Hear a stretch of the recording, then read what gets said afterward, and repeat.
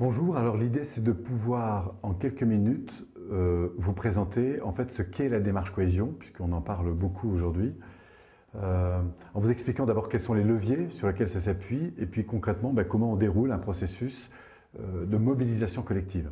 Donc je vais d'abord vous présenter ce qu'on peut faire sur un temps très court terme, ça peut prendre une journée ou quelques jours, et puis ensuite vous replacez ça dans un accompagnement beaucoup plus long terme.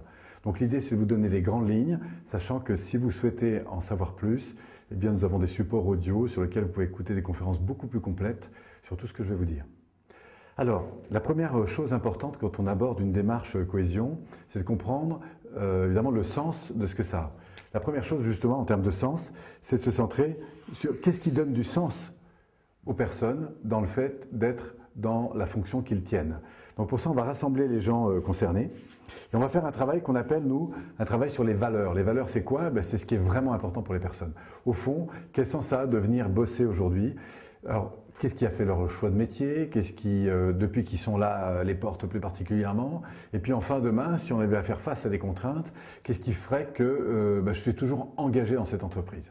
Donc ça, ce sont des questions qui s'obtiennent à partir de protocoles bien particuliers, de questionnements bien particuliers, et qui sont des réponses qui ne sont pas seulement des réponses très généralisées, mais qui doivent être données à partir des tripes, en quelque sorte, des personnes. Parce qu'il va falloir les accrocher sur fondamentalement ce qui est important.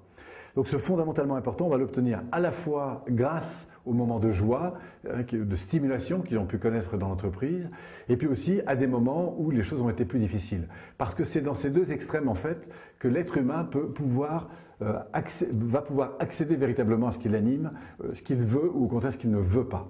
Et c'est cet important-là qu'on va les mettre à jour. C'est ce qu'on va appeler des aspirations, des valeurs, des besoins, des attentes, des envies. Bref, sachez qu'à tout cas, quand elles seront nourries, les gens seront heureux et se mobiliseront. Quand elles seront non nourries, les gens vont se démobiliser. C'est-à-dire qu'au lieu d'être portés par leur mission, ils vont se mettre en démission.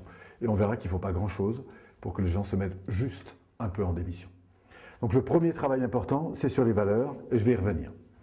Ensuite, la deuxième grande thématique, et qui fait la particularité de cette démarche, c'est d'amener cet ensemble de personnes à comprendre la direction dans laquelle il veut aller. C'est-à-dire qu'aujourd'hui, une organisation, qu'on parle d'un service ou d'une entreprise dans sa globalité, doit répondre à des besoins. Elle est là, que ce soit en termes de service ou de produit, elle a une mission. Et là, la question qu'on va se poser ensemble, c'est la mission pour qui? Et là, on va aller mettre à jour un certain nombre de ce qu'on va appeler des partenaires, c'est-à-dire des gens pour qui, finalement, l'organisation existe. Alors, d'une manière très générale, dans une organisation, on va trouver, par exemple, des clients, qui sont des gens qui ont des attentes à l'égard de l'entreprise, et c'est bien grâce et pour ces clients que l'entreprise existe. On va trouver des salariés, qui eux, ont beaucoup investi, parfois de leur temps, de leur vie, dans cette entreprise.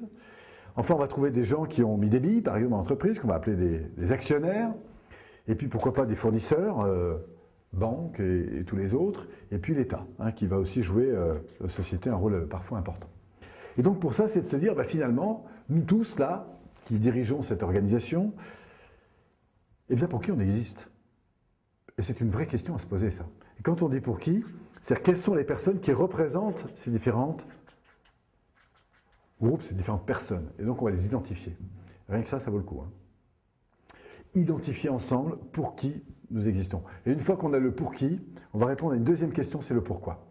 C'est-à-dire que l'ensemble de l'équipe qui est ici va au fond se mettre à la place, alors on va le faire par exemple pour le salarié ou pour le client ou pour l'actionnaire, c'est-à-dire toute l'équipe de direction, aussi élargie possible soit-elle, aller se mettre à la place du client. Et là, par un processus un peu particulier, on va se dire au fond, s'il y avait 3 entreprises comme la nôtre, qu'est-ce qui fait que pour nous, cette entreprise serait aujourd'hui de qualité? C'est-à-dire qu'on se met à l'extérieur, on se dit à quoi il nous semblerait collectivement important de répondre. Et en fait, l'objectif de cet exercice, c'est de mettre d'accord l'ensemble des personnes sur les grandes priorités pour chacun de ces partenaires auxquelles il nous semble aujourd'hui important de répondre. Et pourquoi on va faire ça? Parce que quand on va pouvoir construire une représentation de la finalité à laquelle on veut atteindre vis-à-vis de ses partenaires, et qu'on va pouvoir mettre en adéquation le système de valeurs des gens, vous allez lier valeurs, projets, et c'est de cet ensemble-là que les gens vont être porteurs. C'est-à-dire que notre équipe de managers va pouvoir descendre au sein de l'organisation, qui elle se compose d'un certain nombre de services. Et c'est ensemble qu'ensuite ils vont pouvoir être porteurs d'un projet commun. Et toute la démarche de cohérence est là. Et c'est à partir de là qu'on va pouvoir commencer à s'interroger sur qu'est-ce qui fait l'efficacité de notre entreprise. C'est-à-dire se centrer sur l'ensemble des process que nous avons dans chacun des départements et de voir à la fois ce qui fonctionne bien, qui est à valoriser, ce qui est à améliorer.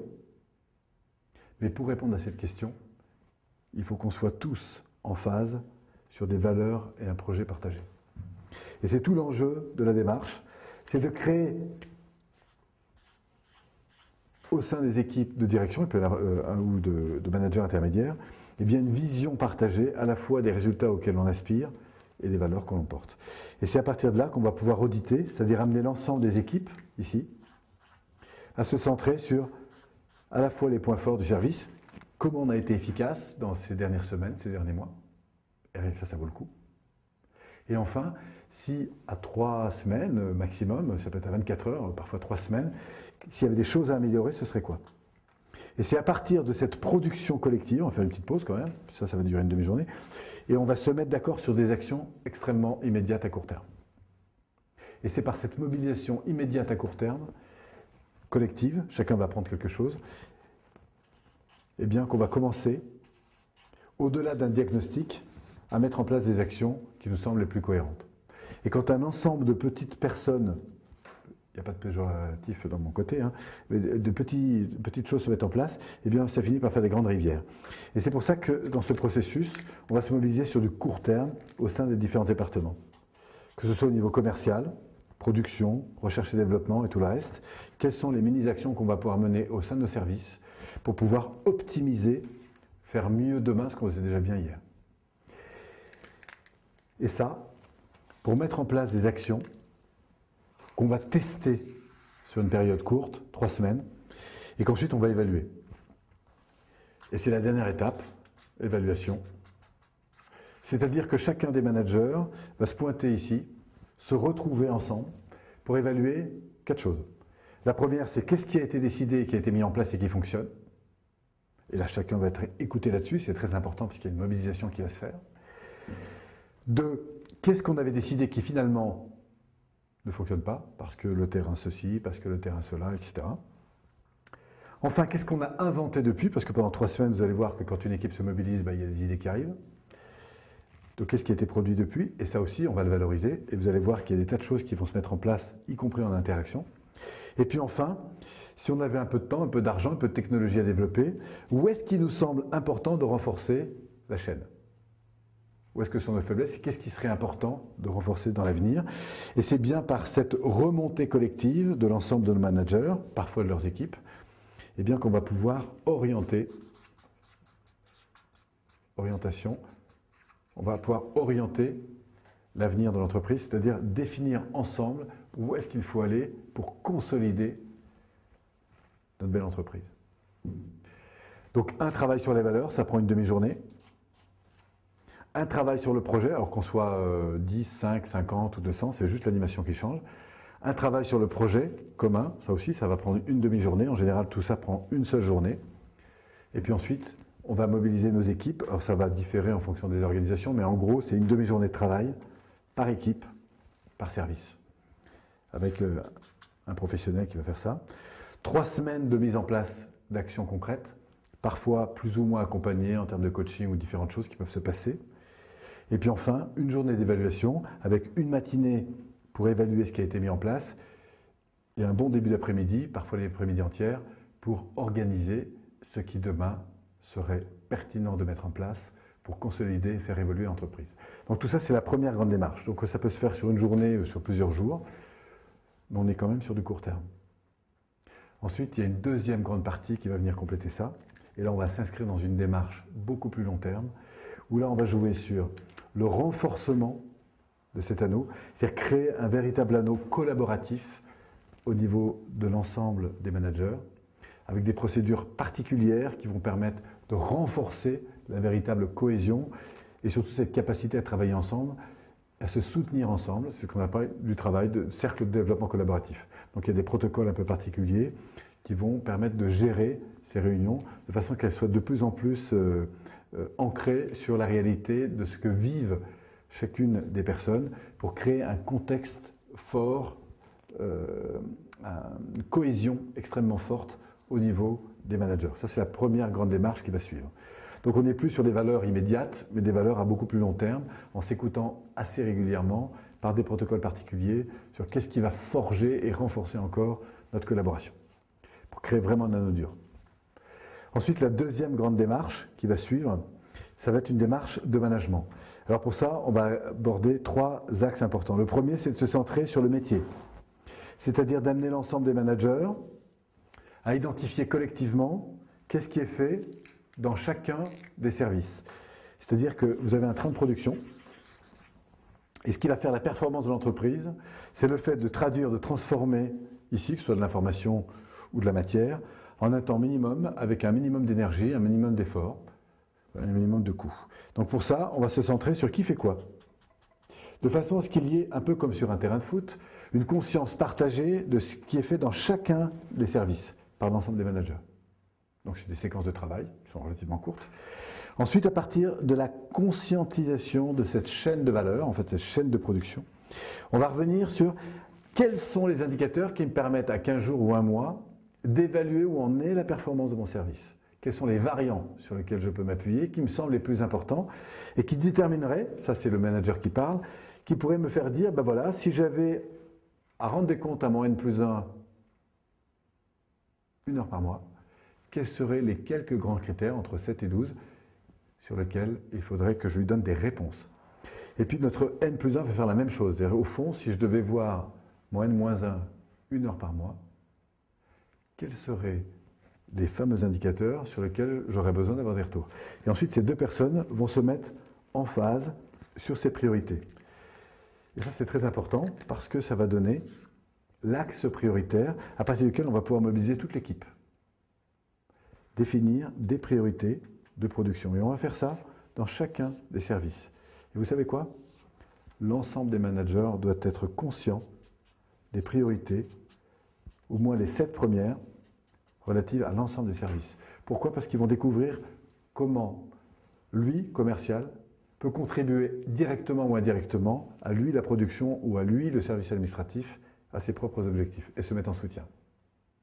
Donc première étape, identifier la chaîne. 2, identifier les objectifs, les variables à partir desquels on va pouvoir évaluer la performance du service.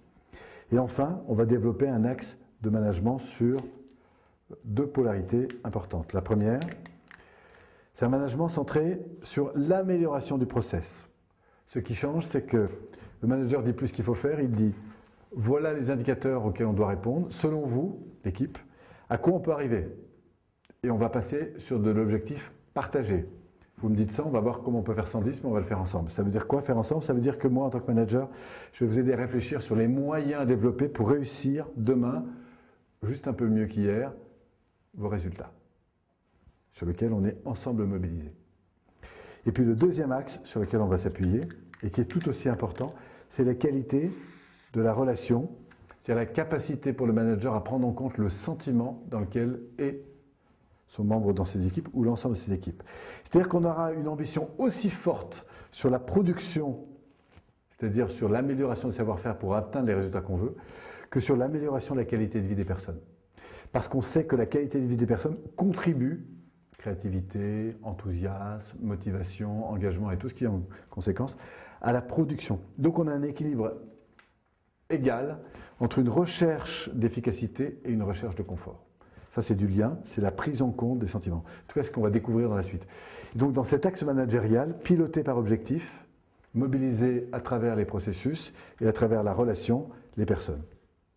Donc ça, c'est un développement qui va se mettre en place peu à peu au niveau du management global. Mobiliser les acteurs sur ces différents axes. Donc, je rappelle, autant d'efficacité et de qualité de vie. Et puis enfin, on va renforcer la valorisation des ressources qui sont ici. C'est-à-dire les ressources humaines, à commencer par, pour l'ensemble des personnes, à valoriser les ressources économiques de l'entreprise. Alors comment on fait? On va sensibiliser l'ensemble des acteurs de l'entreprise à découvrir que leur entreprise est une entité économique. C'est-à-dire que toutes les actions qu'ils mènent, toutes les décisions qu'ils prennent, ont une incidence sur l'économie. Comment ça fonctionne? On prend en compte le chiffre d'affaires, ça c'est l'ensemble de ce qui a été vendu, et puis on voit ce que ça permet de financer. Des salaires, des investissements, de la matière première, des machines, des remboursements d'emprunts, tout un ensemble de choses. Donc chacun va être sensibilisé sur comment ça fonctionne chez nous. Et à partir de là, il y a des zones sur lesquelles on ne peut pas faire d'économie, les salaires, les investissements, des choses comme ça. Et puis, les remboursements d'emprunts. Et puis il y a des zones sur lesquelles on peut gagner, parce qu'on fait juste un peu plus attention aux consommables et aux choses comme ça. Et comment, à partir de ces quelques points de gagné, on va pouvoir augmenter la marge. Et comment chacun, bien sûr, va tirer profit de cette marge. Donc ça, c'est de la sensibilisation à l'économie d'entreprise. Donc c'est le développement des ressources économiques. Il y a un processus particulier pour ça.